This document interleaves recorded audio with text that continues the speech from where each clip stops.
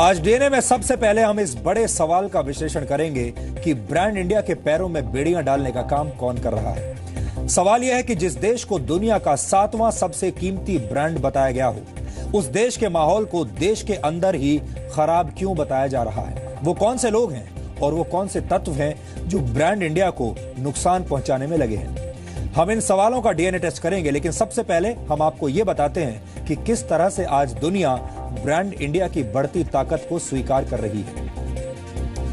England की मशहूर brand valuation consultancy brand finance ने दुनिया के मोस्ट वैल्यूएबल नेशन ब्रांड्स पर आधारित अपनी सालाना रिपोर्ट में बताया है कि ब्रांड वैल्यू के मामले में टॉप 20 देशों में सबसे ज्यादा वैल्यू ब्रांड इंडिया की ही बढ़ी है।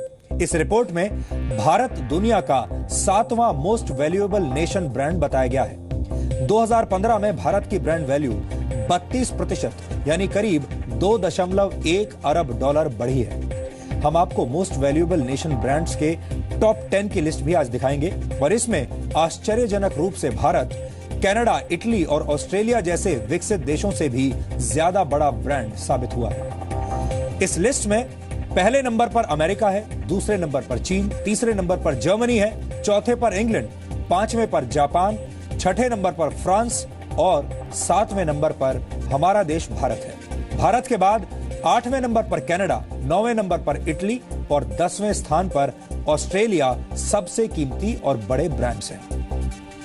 इसके अलावा पिछले हफ्ते ही हमने आपको यह भी बताया था कि किस तरह से भारत ने कारोबार को आसान करने की दिशा में कई जंजीरों को तोड़ा है।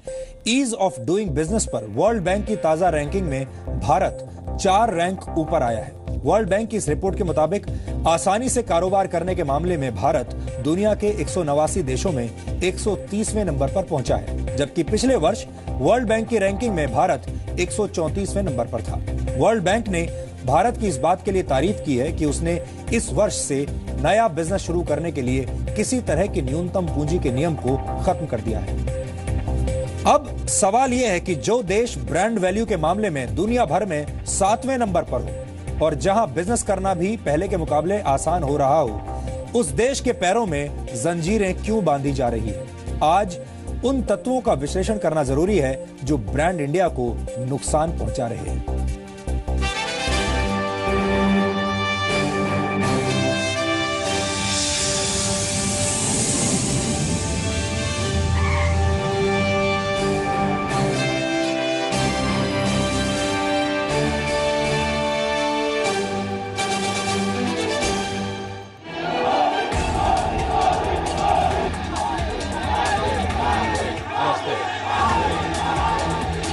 ये ब्रांड इंडिया की मार्केटिंग है जो पिछले 1 वर्ष से चल रही है।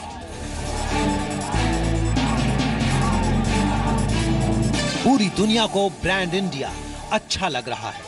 पूरी दुनिया भारत की तरफ उम्मीद से देख रही है, लेकिन देश के अंदर क्या हो रहा है ये भी देख लीजिए। आरएसएस की सरकार वहाँ पर दलितों को गोश्त काटने, People are dying left, right and center in this country.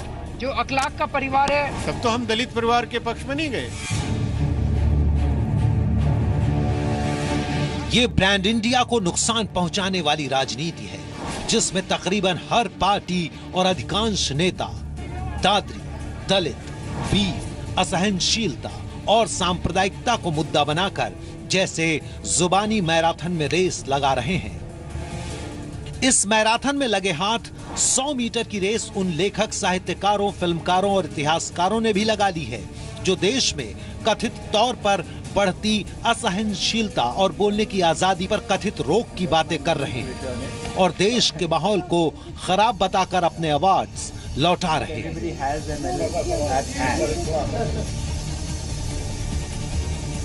सवाल यह है कि शिक्षा, रोजगार, सेहत, भ्रष्टाचार और गरीबी जैसे मुद्दों को पीछे कर आखिर दूसरे मुद्दे इतने अहम क्यों हो गए?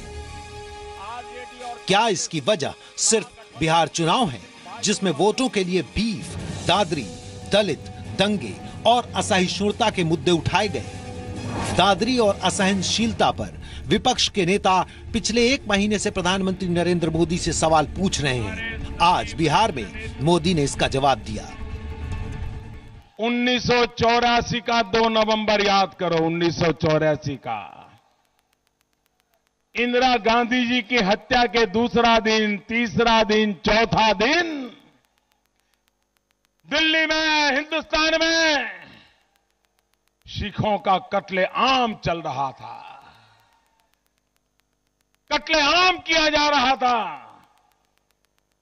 कांग्रेस पार्टी पर गंभीर आरोप लगे थे, कांग्रेस के नेताओं पर गंभीर आरोप लगे थे,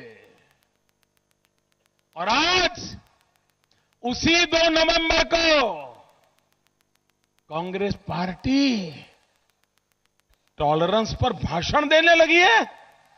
अरे डूब मरो, आपको शोभा नहीं देता है। मोदी ने कांग्रेस से 84 के दंगे याद करने को कहा तो कांग्रेस ने प्रधानमंत्री पर राजनीतिक फायदे उठाने का आरोप लगा दिया। आज प्रधानमंत्री जी ने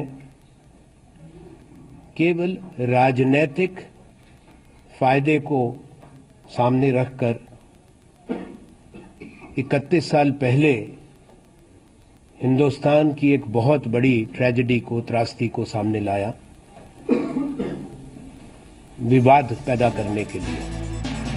84 के दंगों का मुद्दा प्रधानमंत्री मोदी ने ठीक उसी दिन उठाया जब आज कांग्रेस अध्यक्ष सोनिया गांधी देश में कथित तौर पर बढ़ती असहिष्णुता के खिलाफ राष्ट्रपति प्रणब मुखर्जी से मिलने गईं। करीब 45 मिनट चली मुलाकात में सोनिया ने देश के माहौल और केंद्र सरकार के रुख को लेकर राष्ट्रपति से शिकायत की है। लेकिन देश को कथित असहिष्णुता का माहौल तो सोनिया गांधी ने भी 2 दिन पहले याद दिलाया था। आज हमारी यह विरासत खतरे में है।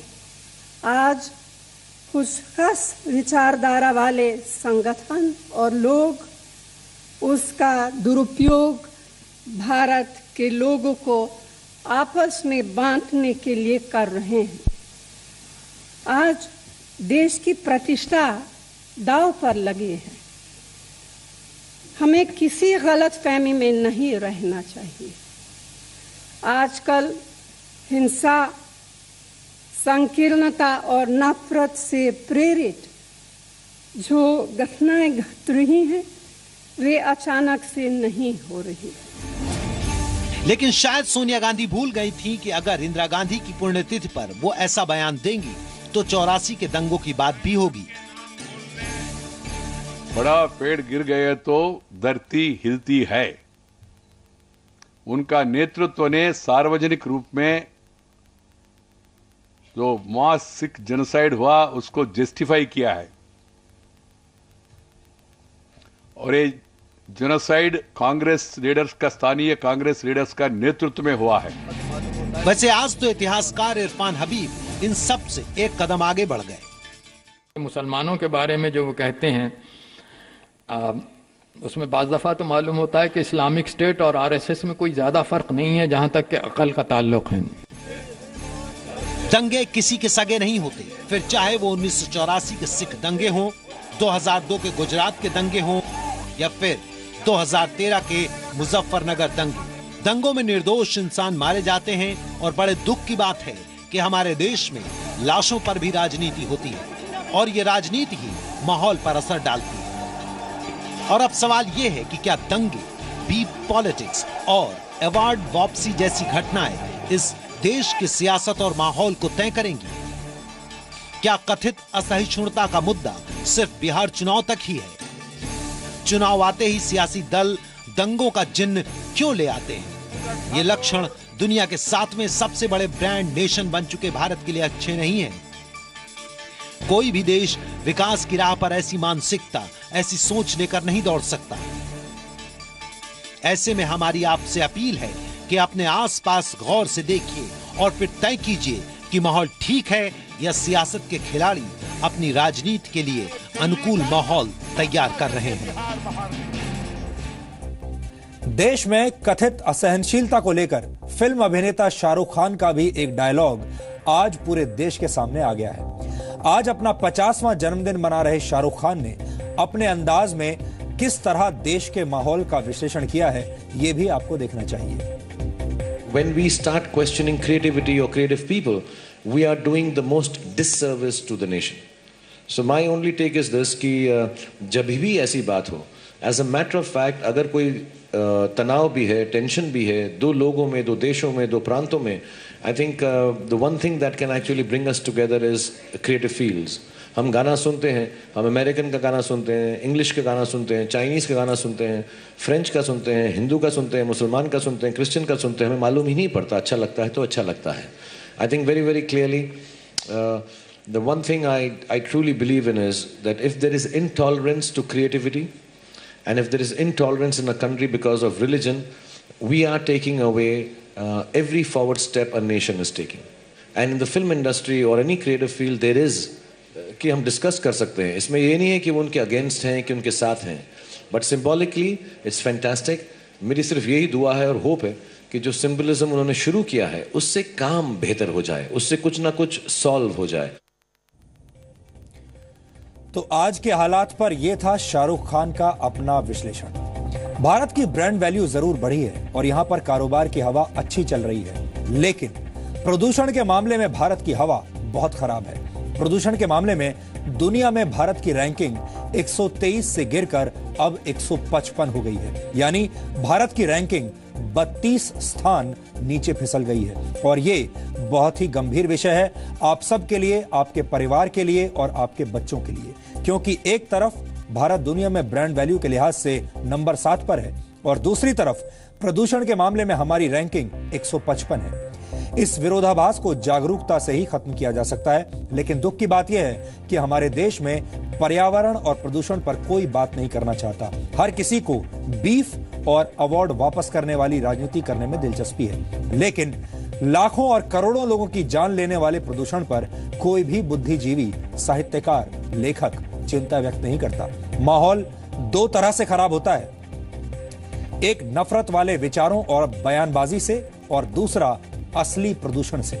हमारे देश के बुद्धिजीवियों को प्रदूषण से खराब होने वाले माहौल पर ध्यान देना चाहिए, हालांकि देश में ऐसा नहीं हो रहा है. हम इस वैचारिक सूखे की स्थिति को खत्म करना चाहते हैं, इसलिए कल हम भारत की हवा का डीएनए टेस्ट करेंगे.